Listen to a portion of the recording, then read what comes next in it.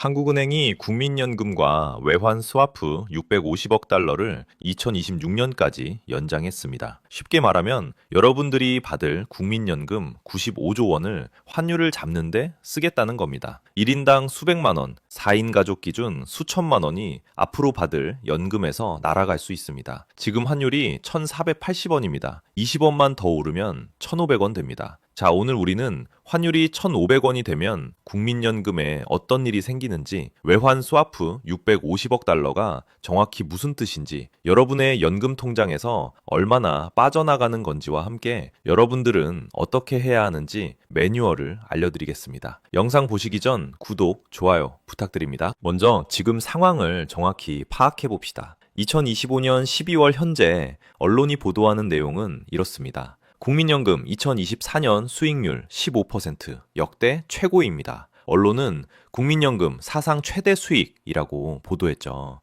표면적으로 보면 아주 좋아 보입니다. 여러분의 노후 자금이 잘 불어나고 있는 것처럼 보이거든요. 정부도 이렇게 말합니다. 외환 보유액 4,156억 달러로 세계 9위 순대외 채권국이니 걱정할 필요 없다. 여기서 순대외채권국이란 다른 나라에 빌려준 돈이 빌린 돈보다 많다는 뜻입니다. 빚쟁이가 아니라 채권자라는 거죠. 그런데 이상한 점이 있습니다. 만약 모든 게 안정적이라면 왜 이틀 전 정부는 국민연금 외환 스와프를 또 연장했을까요? 일회성 조치였다면 이미 끝났어야 하는데 3년째 계속하고 있습니다. 한번 상상해 보세요. 여러분이 연봉 5천만 원을 받는 직장인입니다. 은행 통장에 1억 원이 있습니다. 그런데 친구가 전세금 2억 원 빌려줘 라고 합니다. 여러분은 이렇게 말하죠. 나 1억밖에 없어. 하지만 퇴직연금 통장에 1억이 더 있으니까 그거 빌려줄게. 어차피 나중에 쓸 돈이니까. 이게 말이 됩니까? 당장은 문제 없어 보입니다. 친구도 도와줬고 통장 잔고도 충분하니까요. 하지만 20년 후 은퇴하면 어떻게 될까요? 그때 가서야 퇴직연금이 사라진 걸 알게 되는 겁니다. 지금 정부가 하는 일이 바로 이겁니다. 외환 보유액이라는 비상금 통장은 아끼고 국민연금이라는 은퇴자금 통장에서 돈을 빼서 쓰고 있는 겁니다. 그것도 여러분이 모르게 조용히요. 하지만 진짜 문제는 이제부터입니다. 국민연금도 어차피 해외 투자를 하잖아요. 달러가 필요한 건 마찬가지인데 한국은행에서 싸게 받아오면 일석이조 아닌가요? 이렇게 생각하실 수도 있습니다. 이게 바로 정부가 여러분을 설득하는 논리입니다. 그리고 언뜻 보면 맞는 말 같습니다. 하지만 숫자가 우리를 속입니다. 2024년 국민연금이 15%라는 역대 최고 수익률을 낸 이유를 아십니까? 국민연금 운용 실력이 갑자기 좋아져서가 아닙니다. 두 가지 이유 때문입니다. 첫째, 미국 주식시장 자체가 폭등했습니다. 둘째, 환율이 올랐습니다. 구체적으로 보겠습니다. 해외 주식 수익률이 34.32%였습니다. 해외 채권 수익률이 17.14%였죠. 굉장히 높습니다. 그런데 여기에는 비밀이 두 가지 있습니다. 첫 번째 비밀, 2024년 미국 주식시장이 역사적으로 폭등했습니다. S&P 500 지수가 23% 올랐습니다. 나스닥은 더 많이 올라서 29% 상승했죠. 엔비디아 같은 인공지능 관련 주식들은 100%, 200% 뛰었습니다. 한번 상상해 보세요. 여러분이 복권을 샀는데 당첨됐습니다. 이게 여러분의 실력입니까? 아니죠. 운이 좋았던 겁니다. 국민연금도 마찬가지입니다. 2024년은 미국 주식에만 투자해도 20% 넘게 수익이 났던 해입니다. 어떤 종목을 골랐든 어떤 전략을 썼든 그냥 미국 주식을 사기만 했으면 돈을 벌었던 겁니다. 두 번째 비밀, 원화가 14.01% 약세를 보였습니다. 이 효과가 고스란히 수익률에 담겨 있습니다. 이게 무슨 뜻이냐면 이렇습니다. 국민연금이 미국 주식에 투자했다고 칩시다. 그 주식이 달러로는 20% 올랐습니다. 여기까지는 미국 주식시장 자체가 좋아서 생긴 수익입니다. 그런데 같은 기간 원화 가치가 14% 떨어졌습니다. 그러면 원화로 환산하면 34% 수익이 나는 겁니다. 20%의 시장 수익에 14%의 환율 효과가 더해진 거죠. 결국 34.32%라는 숫자는 이렇게 만들어진 겁니다. 미국 주식시장이 20% 이상 오른 덕분이 70%, 환율이 오른 덕분이 30%입니다. 국민연금이 좋은 종목을 발굴했다거나 뛰어난 투자 전략을 썼다거나 타이밍을 잘 잡았다거나 하는 실력과는 거의 무관합니다. 이게 나쁜 건 아닙니다. 오히려 국민연금 입장에서는 좋은 일입니다. 시장이 좋을 때 수익을 많이 내고 환율이 오를 때 추가 수익까지 얻는 건 당연한 거니까요. 그런데 정부는 지금 뭘 하고 있죠? 바로 그 환율 상승을 막으려고 국민연금을 동원하고 있습니다. 감이 오시나요? 국민연금이 돈을 버는 원천을 정부가 직접 차단하고 있는 겁니다. 이건 마치 과수원 주인이 사과나무에 물을 주면서 동시에 사과가 달리지 못하게 가지를 잘라내는 꼴입니다. 여기서 궁금증이 생기실 겁니다. 정부가 어떻게 그런 일을 하는 거죠? 외환 스와프라는 게 정확히 뭐고 전략적 환해지는 또 뭡니까? 바로 이 지점에서 정부가 쓰는 메커니즘을 정확히 이해해야 합니다. 이걸 모르면 나중에 정부가 이건 정상적인 정책입니다 라고 해명할 때 속을 수밖에 없거든요. 먼저 외환 스와프라는 게 뭔지부터 이해해야 합니다. 어려운 용어처럼 들리지만 사실 원리는 간단합니다. 국민연금이 미국 주식을 사려면 달러가 필요합니다. 보통은 외환 시장에 가서 원화를 달러로 바꿉니다. 그러면 시장에서 달러 수요가 늘어나고 환율이 올라가죠. 이게 정상적인 과정입니다. 그런데 외환 스와프는 이렇게 작동합니다. 국민연금이 한국은행에게 달러 좀 빌려주세요 라고 합니다. 한국은행은 외환 보유액에서 달러를 꺼내서 빌려줍니다. 담보로 원화를 받고요. 나중에 국민연금이 달러를 돌려주면 한국은행도 원화를 돌려줍니다. 이게 왜 중요하냐면 국민연금이 외환 시장에 가지 않기 때문에 시장에서 달러 수요가 안 늘어나는 겁니다. 그러면 환율이 안 올라가죠. 정부 입장에서는 환율을 잡은 거고요. 외환 스와프가 처음 시작된 건 2022년 9월입니다. 당시 한도는 100억 달러였습니다. 그런데 지금은 얼마죠? 650억 달러입니다. 3년 만에 6.5배가 된 겁니다. 2023년 4월에 350억 달러로 늘렸고 2024년 6월에 500억 달러로 늘렸고 2024년 12월에 650억 달러로 늘렸습니다. 그리고 이틀 전 2026년 말까지 재연장했죠. 이게 일회성 조치였다면 왜 계속 늘리고 연장하는 걸까요? 답은 간단합니다. 이게 없으면 환율이 오르기 때문입니다. 환율이 오르는 걸 막으려면 계속 이 제도를 유지해야 하는 겁니다. 이제 더 어려운 용어가 나옵니다. 전략적 환해지. 이것도 풀어서 설명하겠습니다. 해지라는 건 보험을 든다는 뜻입니다. 환해지는 환율 변동 위험에 대한 보험이죠. 국민연금이 미국 주식에 투자했는데 나중에 팔 때 환율이 떨어지면 손해를 봅니다. 이 위험을 막으려고 환해지를 하는 겁니다. 구체적으로 어떻게 할까요? 미래에 달러를 팔 가격을 미리 정해두는 겁니다. 예를 들어 지금 환율이 1,450원이라고 합시다. 국민연금이 1년 후에 달러를 1,450원에 팔겠다고 계약을 맺는 거죠. 그러면 1년 후 환율이 1,300원으로 떨어져도 1,600원으로 올라도 국민연금은 1,450원에 팔 수 있습니다. 이게 보험이죠. 환율이 떨어질 위험은 막았습니다. 하지만 대가가 있습니다. 환율이 올라도 그 이익을 못 받는 겁니다. 전략적 환해지는 국민연금이 보유한 해외 자산의 최대 15%까지 이렇게 해지를 할 수 있게 한 제도입니다. 국민연금 해외 자산이 약 4,855억 달러니까 15%면 약 590억 달러입니다. 우리 돈으로 86조 원이죠. 이게 무슨 의미일까요? 국민연금이 환율이 아무리 올라도 우리는 지금 가격에 팔겠다고 선언한 겁니다. 86조 원어치의 환차익을 미리 포기한 거죠. 한 경제학자는 이렇게 지적했습니다. 환차익을 의무적으로 막는 방식은 수익률을 제한하는 결과다. 맞는 말입니다. 보험료를 내고 보험을 들었는데 정작 보험금 받을 일이 생기지 않았다면 보험료만 날린 거잖아요. 지금 국민연금이 그런 상황입니다. 이쯤 되면 이런 생각이 드실 겁니다. 한국만 이렇게 하는 건가? 다른 나라는 어떻게 하는데? 좋은 질문입니다. 실제로 우리보다 먼저 연기금을 만들어서 성공한 나라들이 있습니다. 노르웨이와 일본인데요. 세계 최대 국부 펀드인 노르웨이 GPFG는 1.9조 달러를 운용합니다. 우리 국민연금보다 거의 3배나 큽니다. 노르웨이 인구는 540만 명밖에 안 되는데 말이죠. 노르웨이 정부는 단 한 번도 이 펀드를 환율 방어에 동원한 적이 없습니다. 왜 그럴까요? 노르웨이의 원칙은 아주 단순합니다. 연기금의 목적은 미래 세대를 위한 자산 축적이다. 단기 경제 정책의 도구가 아니다. 구체적으로 어떻게 할까요? 재정 준칙이라는 게 있습니다. 정부는 펀드 수익의 3%만 1년에 쓸 수 있습니다. 나머지 97%는 절대 건드리지 않습니다. 전쟁이 나도 경제 위기가 와도 환율이 폭등해도 않습니다. 이게 가능한 이유는 노르웨이 국민들이 이 원칙에 동의하기 때문입니다. 우리 세대가 쓰지 말고 우리 자녀 세대에게 물려주자. 이게 노르웨이의 사회적 합의입니다. 우리는 어떤가요? 국민연금법 제1조를 보면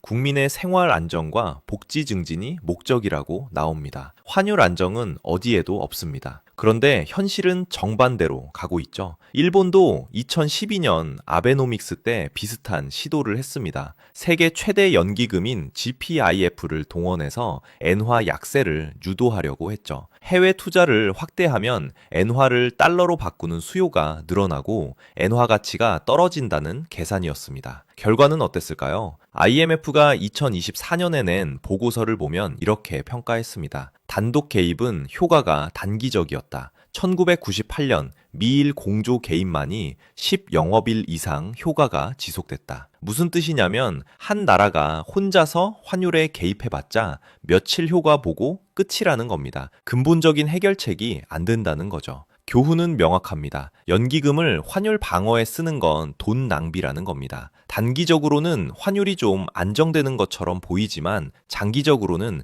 연기금 수익률만 깎아먹고 끝납니다. 노르웨이와 일본의 사례에서 우리가 배워야 할 점은 세 가지입니다. 첫째, 연기금은 장기 투자 기관입니다. 단기 경제정책 도구로 쓰면 안 됩니다. 연기금은 30년, 50년, 100년을 보고 움직여야 합니다. 내년 환율이 얼마가 될지를 걱정하면 안 되는 거죠. 둘째, 정부의 역할과 연기금의 역할은 분리되어야 합니다. 환율 방어는 한국은행이 할 일입니다. 외환 보유액이 있으니까요. 국민연금이 할 일이 아닙니다. 셋째, 사회적 합의가 필요합니다. 노르웨이처럼 우리 세대는 조금 손해보더라도 미래 세대를 위해 연기금을 지킨다는 합의가 있어야 합니다. 지금처럼 정부가 몰래 쓰고 국민들은 나중에 받을 연금이 줄어든 걸 알게 되는 방식으로는 안 됩니다. 지금부터 여러분이 받을 연금이 실제로 얼마나 줄어들 수 있는지 계산해 보겠습니다. 환해지를 최대 15%, 86조 원 규모로 한다고 가정합시다. 환율이 1,450원에서 1,470원으로 20원만 올라도 약 1조 7천억 원의 기회비용이 발생합니다. 환해지를 안 했으면 벌 수 있었던 돈을 못 번 거죠. 국민연금 가입자가 2,250만 명이니까 1인당 약 7만 5천 원입니다. 4인 가족이라면 30만 원이죠. 작아 보입니까? 이게 1년치입니다. 2026년까지 2년이면 1인당 15만원, 4인 가족은 60만원입니다. 환율이 50원 오르면 2년간 1인당 37만원, 4인 가족은 150만원이 날아갑니다. 하지만 진짜 문제는 장기입니다. 여러분이 30년 동안 보험료를 낸다면 어떻게 될까요? 여기에는 복리 효과가 있습니다. 1년 차에 못 번 1조 7천억 원은 2년 차에 투자되어 또 수익을 낼 수 있었을 겁니다. 연 5% 수익률로 30년 복리 계산하면 약 95조 원의 손실입니다. 1인당 약 422만 원이죠. 이게 무슨 의미일까요? 여러분이 65세에 받을 연금이 월 100만 원이라고 칩시다. 422만 원은 연금 4개월치입니다. 정부의 환율 방어 정책 때문에 여러분은 65세에 받을 연금 4개월치를 미리 날리는 겁니다. 나이별로 보면 차이가 더 명확합니다. 30대는 앞으로 35년을 더 내니까 복리로 약 600만 원 손해입니다. 40대는 25년이 남아서 약 400만 원, 50대는 15년 남아서 약 250만 원 손해죠. 이미 연금을 받고 계신 60대 이상도 안전하지 않습니다. 수익률이 1%만 낮아져도 연금 고갈 시점이 2055년에서 2050년으로 5년 앞당겨집니다. 그러면 연금을 받다가 도중에 20% 깎일 수 있습니다. 마지막으로 최악의 시나리오입니다. 만약 정부가 외환 스와프를 650억 달러에서 800억 달러로 늘린다면 어떻게 될까요? 3년 동안 100억 달러에서 650억 달러로 늘어났으니 충분히 가능한 시나리오입니다. 해지 규모가 115조 원이 되고 30년 복리로 계산하면 1인당 약 800만 원 손실입니다. 월 100만 원 연금 기준으로 8개월치, 거의 1년치에 가깝습니다. 여기까지 들으시면 이런 반론을 제기하실 수도 수도 있습니다. 그래도 환율이 너무 오르면 경제 전체가 어려워지잖아요. 수입 물가가 오르고 서민들이 고통받는데 국민연금 수익률만 생각할 수는 없지 않나요? 좋은 질문입니다. 환율 방어가 필요한 경우가 분명히 있습니다. 첫째, 진짜 외환 위기가 오는 경우입니다. 환율이 1,700원, 1,800원으로 폭등해서 기업들이 달러를 구할 수 없고 수입이 중단되고 경제 전체가 멈출 위험이 있다면 그때는 모든 수단을 동원해야 합니다. 하지만 지금이 그런 상황입니까? 외환 보유액이 4,156억 달러로 세계 9위입니다. 순 대외채권국입니다. 1997년 외환 위기 때는 외환 보유액이 39억 달러까지 떨어졌습니다. 지금과는 비교할 수 없는 상황이었죠. 둘째, 단기 충격을 완화하는 경우입니다. 예측 불가능한 정치 이벤트나 국제 금융 위기로 환율이 급등할 때 며칠 동안 시장을 안정시키는 건 필요합니다. 하지만 단기 조치가 3년째 계속되고 있습니다. 이틀 전 재연장 결정은 이게 영구 제도가 되고 있다는 신호입니다. 이건 단기 조치가 아니라 구조적인 문제가 된 겁니다. 셋째, 다른 수단이 전혀 없는 경우입니다. 금리 인상도 해봤고 재정 긴축도 해봤고 구조개혁도 해봤는데 안 된다면 최후의 수단으로 국민연금을 쓸 수 있습니다. 하지만 정부는 다른 걸 해봤나요? 기준금리는 2.5%로 동결하고 있습니다. 재정 지출은 계속 늘고 있습니다. 구조개혁은 논의조차 안 하고 있습니다. 가장 쉬운 방법인 국민연금부터 동원한 겁니다. 결론은 이겁니다. 환율 방어 자체가 나쁜 게 아닙니다. 하지만 국민연금을 환율 방어에 쓰는 건 마지막 수단이어야 합니다. 지금처럼 첫 번째 수단으로 쓰는 건 문제가 있습니다. 자, 이제 가장 중요한 부분입니다. 이 모든 위기 속에서 여러분은 어떻게 준비해야 할까요? 가장 먼저 현실을 직시하세요. 국민연금만으로는 노후가 불가능합니다. 현재 소득 대체율 40%인데 2055년 고갈 예상으로 30%까지 내려갈 수 있습니다. 월급 500만 원 받던 사람이 은퇴 후 월 150만 원만 받는 거죠. 여기에 환율 방어로 수익률까지 깎이면 월 140만 원입니다. 서울에서 월 140만 원으로는 집이 있어도 빠듯합니다. 그래서 연금은 3층으로 쌓아야 합니다. 1층 국민연금은 의무로 내고 2층 퇴직연금은 주식형 펀드나 ETF로 운용하세요. 원리금 보장형은 연 2에서 3%지만 주식형은 30년 장기로 연 5에서 7% 가능합니다. 30대부터 매달 50만 원씩 30년 넣으면 연 2%는 2억 4천만 원, 연 7%는 6억 1천만 원입니다. 3층 개인연금은 여유 있다면 연금 계좌로 연간 900만 원까지 세액공제 혜택을 챙기세요. 여러분만의 경제 계기판을 만드세요. 첫 번째 계기판은 외환 스와프 한도입니다. 현재 650억 달러인데 700억 달러 넘으면 경고 신호, 800억 달러 넘으면 위험 신호입니다. 분기마다 기획재정부나 한국은행 홈페이지에서 보도자료를 확인하세요. 700억 달러 넘으면 퇴직연금 불이백을 늘리고 개인연금을 시작해야 합니다. 두 번째 계기판은 국민연금 수익률과 환율입니다. 연말에 수익률이 발표되면 그해 환율 변동률과 비교하세요. 2025년 수익률 10%에 환율 5% 상승이면 실제 운용 수익은 5%입니다. 만약 수익률 5%인데 환율 10% 상승이면 실제 운용은 마이너스 5%라는 뜻입니다. 마지막으로 최악에 대비하세요. 국민연금이 2050년에 고갈된다면 세 가지 대안이 있습니다. 첫째, 70세까지 일하세요. 5년 더 벌고 5년 덜 쓰면 10년치 확보됩니다. 둘째, 생활비를 줄이세요. 서울 월 200만 원이 지방은 월 150만 원으로 가능합니다. 셋째, 지금부터 저축과 투자를 늘리세요. 월 50만 원씩 30년이면 복리로 4억 원입니다. 자, 이제 정리하겠습니다. 2025년 12월 15일 정부는 선택했습니다. 여러분의 노후 자금으로 환율을 잡겠다고. 그리고 2026년까지 계속하겠다고. 그 대가는 20년, 30년 후에 나타날 겁니다. 받을 수 있었던 연금이 줄어드는 방식으로요. 1인당 수백만 원씩, 가구당 수천만 원씩 말이죠. 오늘부터 시작하세요. 분기마다 외환 스와프 한도를 확인하세요. 연말마다 국민연금 수익률과 환율을 비교하세요. 퇴직연금 계좌를 열고 매달 자동이체를 설정하세요. 개인연금을 시작하세요. 정부는 여러분의 노후를 책임지지 않습니다. 여러분 스스로 준비해야 합니다. 위기는 조용히 옵니다. 하지만 경고는 충분히 있었습니다. 3년 동안 외환 스와프가 6.5배로 늘어났습니다. 이게 경고입니다. 그 경고를 읽을 수 있는 사람만이 살아남습니다. 여러분은 이제 그 경고를 읽을 수 있습니다. 지금 당장 행동하세요. 오늘 영상이 도움되셨다면 보통의 경제학 구독, 좋아요 부탁드립니다. 감사합니다. 환율이 1,500원, 1,600원 되면 어떻게 될까요? 통장에 있는 1억, 실질 가치로는 7천만 원밖에 안 됩니다. 3천만 원이 그냥 증발해요. 아무것도 안 했는데 3천만 원이 날아가는 거예요. 과거 1997년 12월 23일 환율 1,900원이 되었던 적이 있습니다. 과연 망했을까요? 망한 사람도 있지만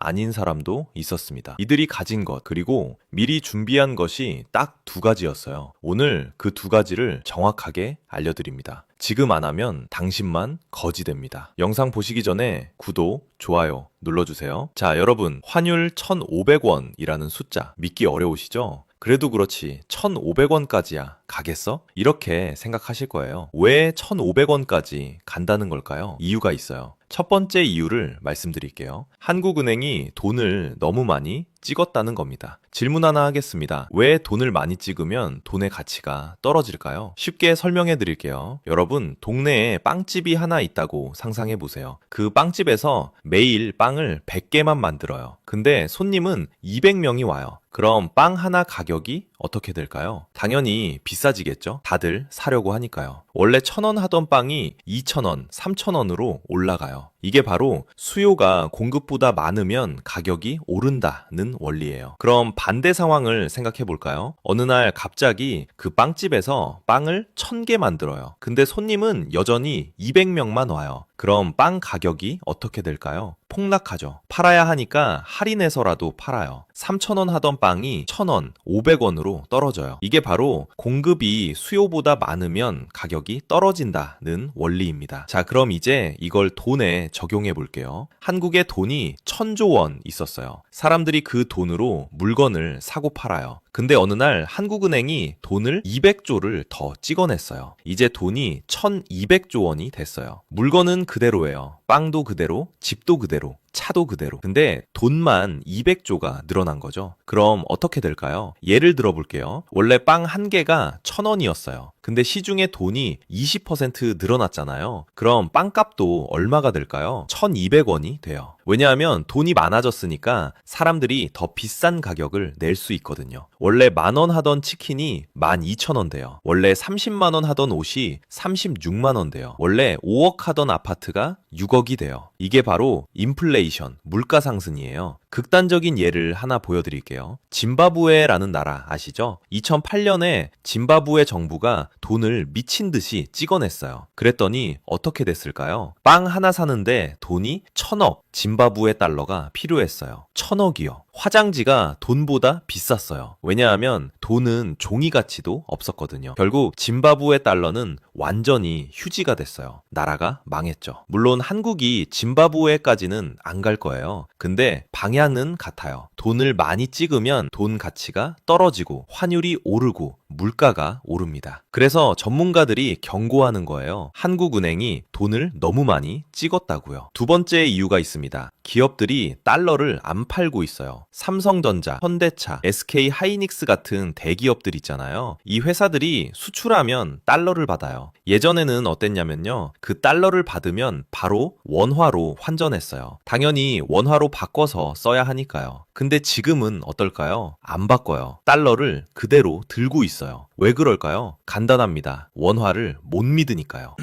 자, 그럼 이제 본론으로 들어가 볼게요. 무엇을 준비해야 하는가? 두 가지를 준비하시면 됩니다. 첫 번째, 생존 자산은 달러입니다. 여러분 중에 이렇게 물으시는 분 계실 거예요. 선생님, 달러도 종이 아닌가요? 미국도 돈 찍잖아요. 맞습니다. 달러도 종이에요. 미국도 돈을 찍어요. 근데 말이죠. 이 종이는 특별해요. 왜 특별한지 지금부터 설명드릴게요. 달러는 생존 보험입니다. 쉽게 설명해 볼게요. 여러분 집에 화재 보험 드잖아요. 집에 불 날까봐 들어요. 근데 여러분 집이 불날 것 같아요? 아니죠. 안 날 것 같아도 들어요. 왜 들까요? 만약을 대비해서예요. 혹시 모르니까 드는 거잖아요. 달러도 똑같아요. 원화가 폭락할까봐 드는 보험이에요. 그런데 여기서 재밌는 게 뭐냐면요. 화재 보험은 불이 안 나면 어떻게 돼요? 보험료만 날리죠. 손해예요. 근데 달러 보험은 달라요. 안 써도 수익이 나요. 환율이 오르면 돈을 버는 거거든요. 보험인데 돈까지 벌어주는 거예요. 이런 보험이 어디 있어요? 자, 여러분 지금 원달러 상황을 쉽게 비유해 볼게요. 타이타닉호 아시죠? 침몰하는 배예요. 지금 원화는 타이타닉호예요. 천천히 가라앉고 있어요. 어떤 사람들은 말해요. 아직 물 안 찼는데 1등실에 있으면 괜찮아. 배가 이렇게 크고 튼튼한데 설마 침몰하겠어? 근데 현명한 사람들은 어떻게 할까요? 구명보트로 갈아타요. 배가 침몰하기 전에요. 달러가 바로 그 구명보트예요. 아직 안 침몰했는데 왜 갈아타? 이렇게 물을 수 있어요. 근데 말이죠. 배가 완전히 침몰하고 나면요. 그때는 구명보트가 없어요. 다 찼거든요. 환율이 1,900원 될 때까지 기다리시면 안 돼요. 그때는 달러를 구할 수가 없어요. 은행 앞에 줄이 수 킬로미터 될 겁니다. 지금이 바로 구명보트 타야 할 타이밍입니다. 그럼 달러는 어떻게 사는 걸까요? 세 가지 방법이 있어요. 첫 번째, 은행 외화 예금입니다. 가장 기본적인 방법이에요. 은행 가서 외화 통장 만들면 돼요. 장점은요, 정말 쉬워요. 동네 은행 가서 10분이면 계좌 개설 끝나요. 단점은요, 환전 수수료가 좀 비싸요. 보통 1%에서 1.5% 정도 떼요. 그래도 가장 안전하고 확실한 방법이에요. 두 번째는 달러 ETF예요. 증권 계좌 있으시면 이게 더 편할 수 있어요. 타이거 달러 ETF나 코덱스 달러 ETF 사면 돼요. 주식 사듯이 클릭 한 번이면 끝이에요. 장점은요, 수수료가 거의 없어요. 거래 수수료만 내면 돼요. 단점은요, 실제 달러는 아니에요. 달러에 연동된 증권이죠. 그래도 환율이 오르면 똑같이 수익 나니까 효과는 같아요. 세 번째는 미국 주식입니다. 이게 제일 좋은 방법이에요. 왜냐하면 일석이조거든요. 애플 주식을 산다고 해볼게요. 환율이 오르면 어떻게 될까요? 첫째, 달러로 샀으니까 환차익이 나요. 둘째, 애플 주가가 오르면 주식 수익도 나요. 두 번 버는 거예요. 물론 애플 주가가 떨어지면 손실이 날 수 있어요. 그래서 개별 주식보다는 S&P 500 같은 지수에 투자하는 게 더 안전해요. 그럼 지금 여러분은 어떻게 해야 할까요? 제 원칙은 간단해요. 자산의 40에서 50%는 달러로 갖고 계세요. 1억 있으면 4천만 원에서 5천만 원은 달러로 바꾸세요. 2천만 원 있으면 800만 원에서 1000만 원은 달러로 바꾸세요. 그럼 환율이 떨어지면 어떻게 해요? 이렇게 물으실 수 있어요. 좋은 질문이에요. 환율이 떨어지면요? 그건 한국 경제가 좋아졌다는 뜻이에요. 원화가 강해졌다는 거죠. 그럼 그때는 원화로 다시 바꾸면 돼요. 손해는 좀 보지만 경제가 좋아진 거니까 괜찮아요. 근데 지금 추세는요? 환율이 떨어질 가능성보다 오를 가능성이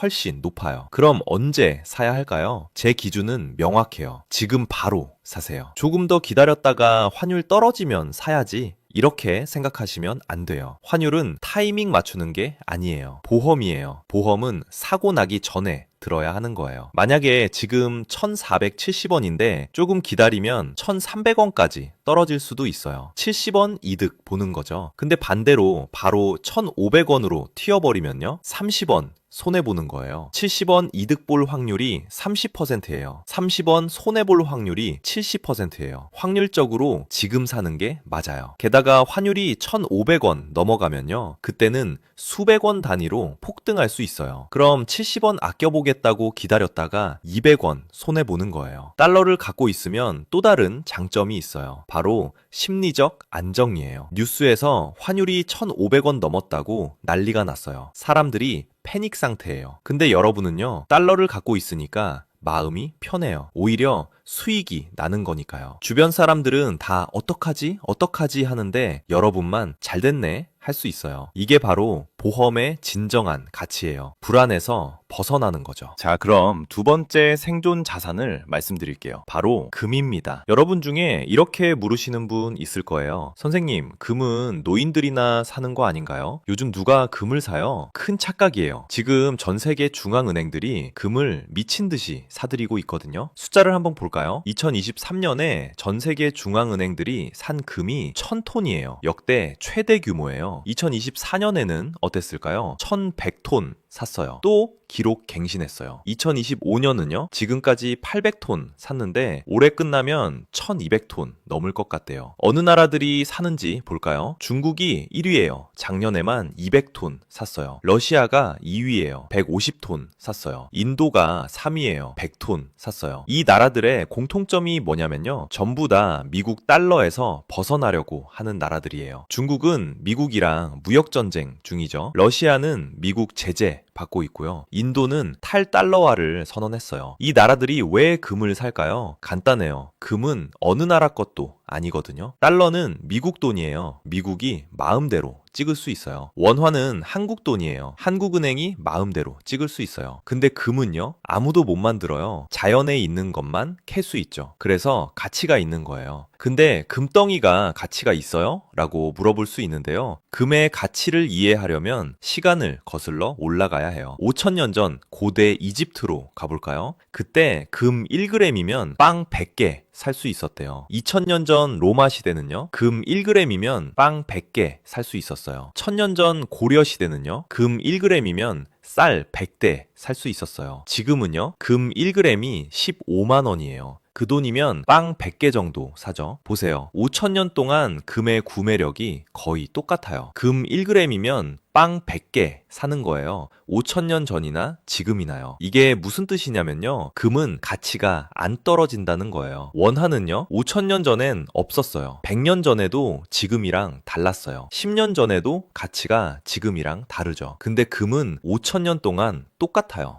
금이 왜 중요한지 다시 한번 정리할게요. 달러는 원화 폭락을 막아주는 보험이에요. 그럼 금은 뭐냐? 시스템 전체가 붕괴하는 걸 막아주는 보험이에요. 무슨 뜻이냐면요, 만약에 미국 달러마저 신뢰를 잃으면 어떻게 될까요? 이런 상황을 상상해 보세요. 미국이 빚을 너무 많이 져서 달러를 막 찍어내요. 그럼 달러 가치가 떨어지겠죠? 달러가 떨어지면 전 세계 모든 화폐가 혼란에 빠져요. 왜냐하면 모든 나라가 달러를 기준으로 하거든요. 그럼 사람들이 뭘 믿을까요? 금을 믿어요. 왜냐하면 금은 어떤 나라 것도 아니고 누구도 못 만들고 5000년 동안 가치를 유지했거든요. 2008년 금융위기 때를 한번 볼까요? 2008년 9월에 리먼 브라더스가 파산했어요. 세계 경제가 공황 상태에 빠졌죠. 그때 주식시장은 어땠을까요? S&P 500 지수가 50% 폭락했어요. 부동산은요, 집값이 40% 떨어졌어요. 근데 금은요, 오히려 올랐어요. 온스당 800달러에서 1200달러로요. 50% 올랐어요. 모든 게 폭락할 때 금만 올랐다는 거예요. 왜냐하면 사람들이 금으로 도망갔거든요. 달러도 못 믿겠고, 주식도 못 믿겠고, 집도 못 믿겠으니까 금을 산 거예요. 그럼 금은 어떻게 사는 걸까요? 세 가지 방법이 있어요. 첫 번째는 실물금입니다. 금은방 가서 금 사면 돼요. 골드바나 금 동전 같은 거요. 장점은요, 진짜 금을 내가 갖는 거예요. 만질 수 있죠. 단점은요, 부가세 10% 내야 해요. 그리고 보관도 걱정되고요. 소액으로 시작하시면 이 방법은 비추예요. 부가세가 너무 아까워요. 두 번째 방법은 금 통장이에요. 은행에서 금 통장 만들면 돼요. 실물금은 아니지만 금 가격에 연동돼요. 장점은요, 부가세 안 내요. 그리고 보관 걱정 없어요. 단점은요, 실제 금은 아니에요. 은행이 망하면 날릴 수도 있어요. 하지만 그럴 일은 거의 없으니까 걱정 안 하셔도 돼요. 세 번째는 금 지수를 추종하는 금 ETF예요. 증권 계좌에서 금 ETF 사면 돼요. 코덱스 골드나 타이거 골드요. 장점은요, 수수료가 거의 없어요. 클릭 한 번이면 끝이에요. 단점은요,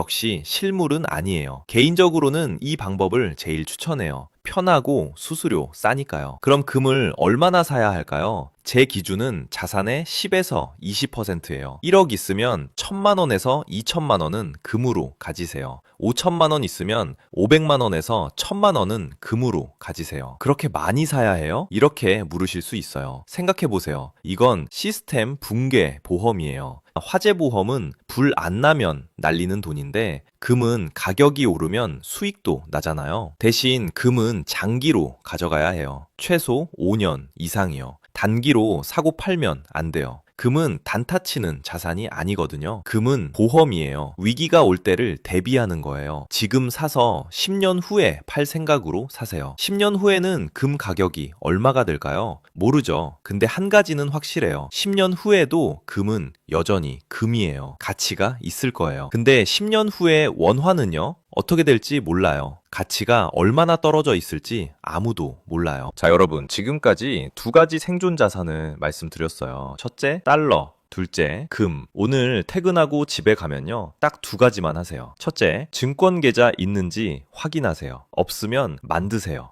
스마트폰으로 10분이면 돼요. 둘째, 은행 앱 열어서 외화 통장 개설하세요. 이것도 10분이면 돼요. 이 두 가지만 오늘 하세요. 그럼 준비 끝이에요. 그리고 그 다음 주부터는 첫 매수하세요. 목표 금액의 30%만 일단 사세요. 예를 들어 달러를 4천만 원어치 사기로 했으면요.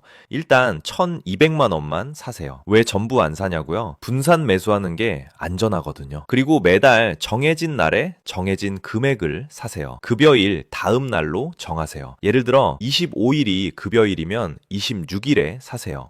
여러분, 마지막으로 한 가지만 말씀드리고 싶어요. 1997년 IMF 때요. 두 부류의 사람이 있었어요. 한 부류는 설마 그럴까 하면서 아무것도 안 했어요. 다른 부류는 혹시 모르니까 하면서 준비했어요. 결과는 어땠을까요? 준비한 사람들은 살아남았어요. 아니, 오히려 부자가 됐어요. 준비 안 한 사람들은요, 다 잃었어요. 집도 회사도 전부요. 이건 능력의 차이가 아니었어요. 준비의 차이였어요. 지금도 똑같아요. 환율 1,500원 시대가 올 건지 안 올 건지 아무도 몰라요. 근데 전문가들은 전부 다 온다고 해요. 한국은행도 시티은행도 골드만삭스도요. 그럼 우리는 어떻게 해야 할까요? 준비하는 거예요. 미리요. 이 영상 보시고 좋은 정보네 하고 끄시면 안 돼요. 오늘 당장 하세요. 지금 바로요. 내일 하면 모레 하고 모레 하면 안 해요. 그러다가 환율이 1,500원 넘으면요. 그때는 늦어요. 은행 앞에 줄수 킬로미터 늘어서 있을 거예요. 그때 가서 후회하지 마시고 지금 하세요. 우리나라 가계부채는 1,900조 원을 넘어섰고 부동산 담보대출 비중은 OECD 최고 수준입니다.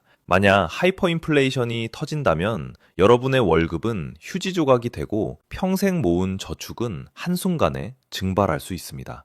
국가 부채 늘어나는 거랑 나랑 뭔 상관이야? 라고 생각하는데 상관없는 게 아닙니다. 이건 IMF가 터지기 전에 보여주는 신호 중에 하나입니다. 지금 거대한 바다에서 지금 조용한 쓰나미가 일어나고 있어요. 겉으로는 잔잔해 보이지만 바닷속 깊은 곳에서는 엄청난 힘이 움직이고 있습니다. 사실 1997년 IMF가 오기 전에 언론에서는 감췄지만 경제 지표들은 이미 움직이고 있었거든요. 겉으로 안정해 보이는 경제도 숨겨진 신호들을 통해 위험을 알려줍니다. 오늘 우리가 함께 배울 건 바로 이겁니다. 경제 지표들이 보내는 대한민국의 경제 위기 신호, 각종 지표들을 어떻게 읽을 것인가? 경제 뉴스 속 숫자들이 실제로 무엇을 의미하는가? 그리고 위험 신호가 켜졌을 때 내 자산을 어떻게 지킬 것인가? 지금부터 그 생존 매뉴얼을 공개합니다. 바로 시작하겠습니다. 영상 보시기 전에 구독, 좋아요 한번 부탁드립니다. 첫 번째, 국채 금리입니다. 국채 금리란 쉽게 말하면 정부가 돈을 빌릴 때 약속하는 이자율입니다. 마치 여러분이 은행에서 대출 받을 때 신용도에 따라 이자율이 달라지죠. 당신의 신용도가 낮아지면 은행 이자는 올라갑니다. 왜냐? 언제 안 줄지 모르니까 미리미리 올려서 많이 받아가는 겁니다. 국채금리도 마찬가지입니다. 국가의 신용도가 떨어지면 국채금리가 올라갑니다. 이게 왜 중요할까요? 국채금리는 경제의 체온계와 같습니다. 정상 체온이 36.5도인 것처럼 각 나라마다 적정한 국채 금리가 있어요. 한국의 경우 10년 만기 국채 금리가 3%대를 넘어서면 경계해야 하고 4%를 넘으면 상당히 위험한 신호입니다. 실제 사례로 2011년 그리스 위기 때를 보면 그리스 10년 만기 국채 금리가 30%까지 치솟았습니다. 이건 마치 고열이 40도를 넘은 상황과 같아요. 그리스 정부가 빚을 못 갚을 것 같다고 판단한 거죠. 최근 우리나라 국채 금리도 3.5% 수준까지 오르면서 주의 깊게 봐야 할 상황입니다.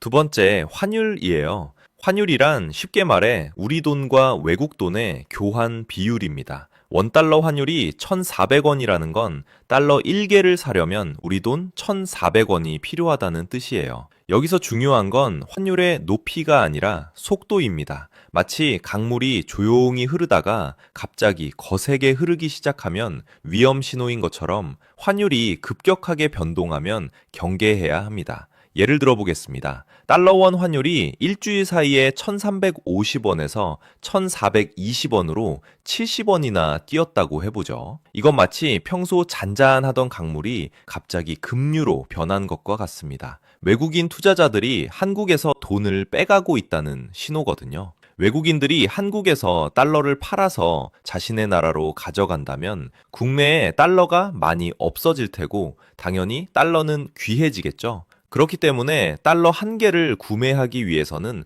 더 많은 한국 원화가 필요하겠죠. 그래서 환율이 올랐다고 하는 겁니다. 1997년 IMF 위기 때를 보면 환율이 800원대에서 시작해서 한 달 만에 2,000원 가까이까지 폭등했습니다. 이때 많은 사람들이 설마 2,000원까지 갈까? 라고 생각했지만 시장의 힘은 상상을 초월했죠. 세 번째는 물가상승률입니다. 물가상승률, 즉 인플레이션이란 쉽게 말해 물건값이 오르는 속도입니다. 작년에 1,000원이던 라면이 올해 1,100원이 됐다면 라면의 인플레이션은 10%인 거죠.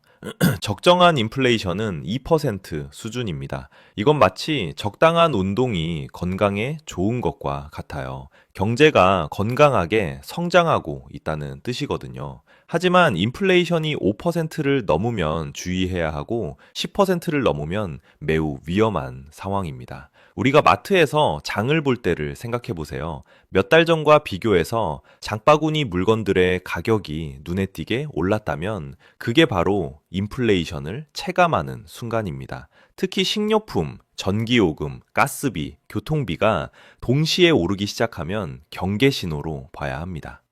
네 번째, 부동산 거래량입니다.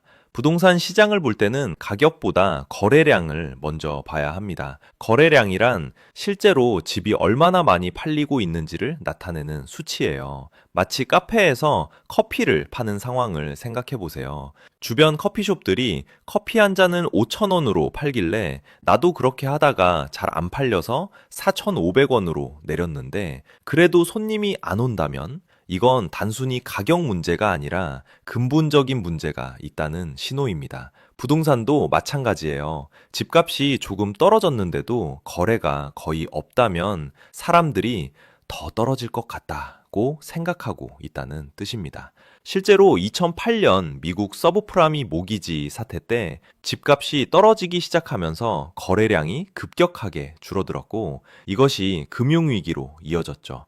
서울 아파트 거래량이 평소의 30% 이하로 떨어진다면 이는 심각한 경고 신호입니다. 특히 강남, 서초 같은 핵심 지역의 거래마저 멈춘다면 부동산 시장 전체의 위험을 알리는 신호등이 켜진 것으로 봐야 합니다. 다섯 번째, 금융기관 부실채권 비율입니다. 부실채권 비율이란 쉽게 말해 은행이 빌려준 돈 중에서 제때 돌려받지 못할 가능성이 높은 비율입니다. 마치 식당에서 외상값을 받지 못하는 비율과 비슷해요.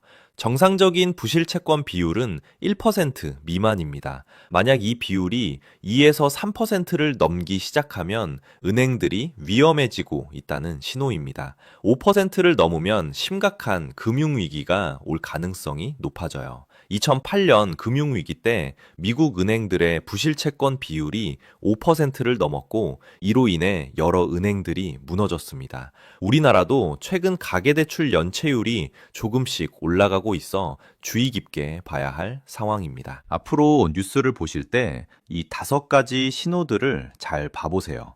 이제 이런 위험 신호들을 포착했을 때 개인이 할 수 있는 자산보호 전략을 말씀드리겠습니다.